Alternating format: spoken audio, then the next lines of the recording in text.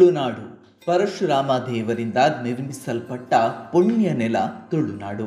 ಇಂದಿನ ಕಾಸರಗೋಡು, ದಕ್ಷಿಣ ಕನ್ನಡ, ಉಡುಪಿಯನ್ನೊಳಗೊಂಡ ಪ್ರದೇಶವೇ ತುಳುನಾಡು. ಇಲ್ಲಿ ಯಾವುದೇ ಧಾರ್ಮಿಕ ಕಾರ್ಯಕ್ರಮಾದಿಗಳು ನಡೆದರೂ ಅಲ್ಲಿ ತುಳುನಾಡನ್ನು ಸೃಷ್ಟಿಸಿದ ಪರಶುರಾಮ ದೇವರನ್ನ ನೆನಪಿಸಿಕೊಳ್ಳುವುದು ವಾಡಿಕೆ. ಆ ಮೂಲಕ ತುಳುನಾಡನ್ನು ಸೃಷ್ಟಿಸಿದ ಪರಶುರಾಮ ದೇವರಿಗೆ ನಮನ ಸಲ್ಲಿಸಲಾಗುತ್ತದೆ. ಭಗವಾನ್ ಶ್ರೀ ವಿಷ್ಣುವಿನ ಅವತಾರಗಳಲ್ಲಿ ಒಂದೆನಿಸಿದ ಪರಶುರಾಮ ದೇವರ ಬೃಹತ್ ಮೂರ್ತಿಯನ್ನ ಕಾರ್ಕಳದ ಬೈಲೂರಿನ ಒಮಿಕುಂಜ ಬೆಟ್ಟದಲ್ಲಿ ನಿರ್ಮಾಣ ಮಾಡುವಾಗ ಇದ್ದ ಖುಷಿ, ಸಂಭ್ರಮ ಸದ್ಯ ಮರೆಯಾಗಿದ್ದು ಪರಶುರಾಮ ದೇವರಿಗೆ ಅಪಮಾನ ಆಗುತ್ತಿದೆ.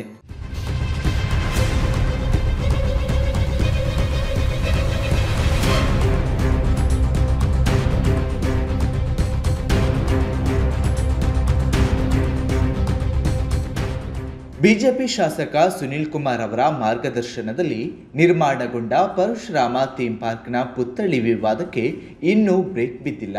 ಈ ಬಗ್ಗೆ ಮಾಧ್ಯಮಗಳು ದೊಡ್ಡ ಮಟ್ಟಿನಲ್ಲಿ ಸುದ್ದಿ ಮಾಡಿದ್ದರೂ ಸಾರ್ವಜನಿಕರು, ಹಿತರಕ್ಷಕರು ತುಳುನಾಡಿನ ಸೃಷ್ಟಿಕರ್ತ ಪರಶುರಾಮರಿಗಾದ ಅವಮಾನದ ಬಗ್ಗೆ ಧ್ವನಿ ಎತ್ತಿದರೂ ಈ ವಿವಾದಕ್ಕೆ ಇನ್ನೂ ಚುಕ್ಕಿ ಬಿದ್ದಿಲ್ಲ ಅನ್ನುವುದು ಪ್ರಶ್ನೆಯಾಗಿ ಉಳಿದಿದೆ.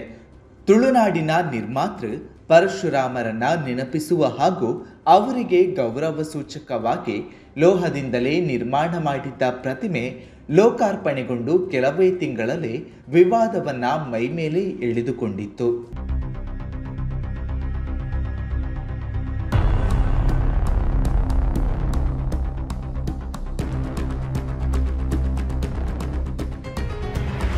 ಕೈಯಲ್ಲಿ ಬಿಲ್ಲು, ಕೊಡಲಿಯನ್ನ ಹಿಡಿದುಕೊಂಡ ಸಂಪೂರ್ಣ ಲೋಹದಿಂದಲೇ ತಯಾರಿಸಲಾಗಿದೆ ಎಂದು ಹೇಳಲಾದ ಪರಶುರಾಮನ ಮೂರ್ತಿಯನ್ನ 2023 ಜನವರಿ 27ನೇ ತಾರೀಕಿನಂದು ಲೋಕಾರ್ಪಣೆ ಮಾಡಲಾಗಿತ್ತು. ಅಂದಿನ ಮುಖ್ಯಮಂತ್ರಿಯಾಗಿದ್ದ ಬಸವರಾಜ ಬೊಮ್ಮಾಯಿ ಮುಖ್ಯ ಅತಿಥಿಯಾಗಿ ಆಗಮಿಸಿ ಉದ್ಘಾಟಿಸಿದ್ದರು. 33 ಅಡಿ ಎತ್ತರದ ಪ್ರತಿಮೆಗೆ 15 ಟನ್ ಕಂಚು ಮತ್ತು ಉಕ್ಕು ಬಳಸಲಾಗಿತ್ತು ಎಂದು ಹೇಳಲಾಗಿತ್ತು.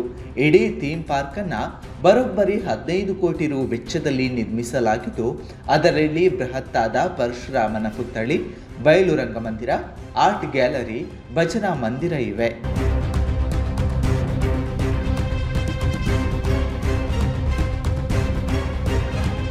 ಈ ಪುತ್ಥಳಿಯನ್ನ ಕಂಚು ಮತ್ತು ಉಕ್ಕು ಬಳಸದೆ ನಿರ್ಮಿಸಲಾಗಿದೆಂದು ಆರೋಪಿಸಲಾಗಿತ್ತು. ಇದಕ್ಕೆ ಸಾಕ್ಷ್ಯಾಧಾರ ಎಂಬಂತೆ ಹಲವು ವಿಡಿಯೋಗಳು ಸಹ ವೈರಲ್ ಆಗಿತ್ತು. ಕಂಚಿನ ಪ್ರತಿಮೆ ಎಂದು ನಂಬಿಸಿ ಇದರಲ್ಲಿ ದೊಡ್ಡ ಮಟ್ಟದ ಅಕ್ರಮ ನಡೆದಿದೆಂದು ಗಂಭೀರ ಆರೋಪ ಕೇಳಿಬಂದಿತ್ತು.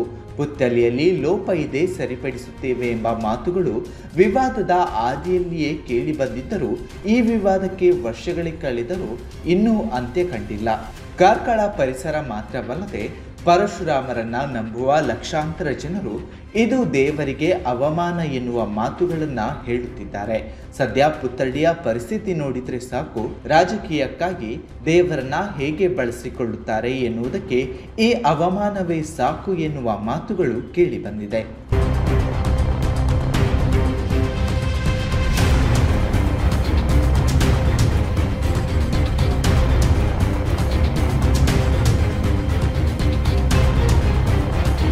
ಪರಶುರಾಮರಿಗಾದ ಅವಮಾನ ಮತ್ತು ಪ್ರತಿಮೆಯ ಬಗ್ಗೆ ಕಾಂಗ್ರೆಸ್ ಗಂಭೀರ ಆರೋಪ ಮಾಡಿದ್ದವು.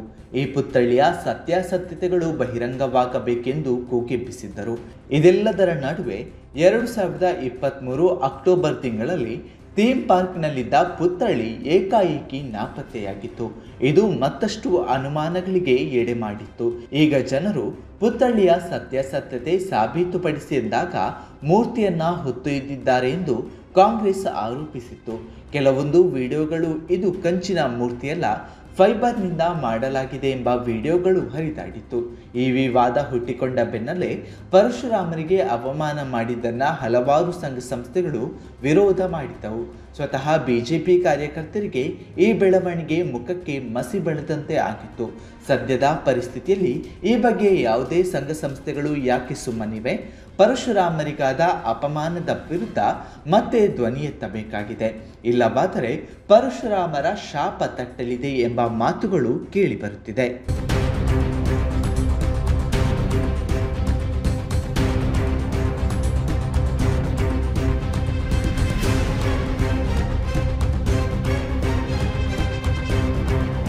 ಈಗ ಈ ಥೀಮ್ ಪಾರ್ಕ್ ಸಾರ್ವಜನಿಕರಿಗೆ ಪ್ರವೇಶ ಇಲ್ಲದಂತಹ ಪರಿಸ್ಥಿತಿ ನಿರ್ಮಾಣವಾಗಿದೆ.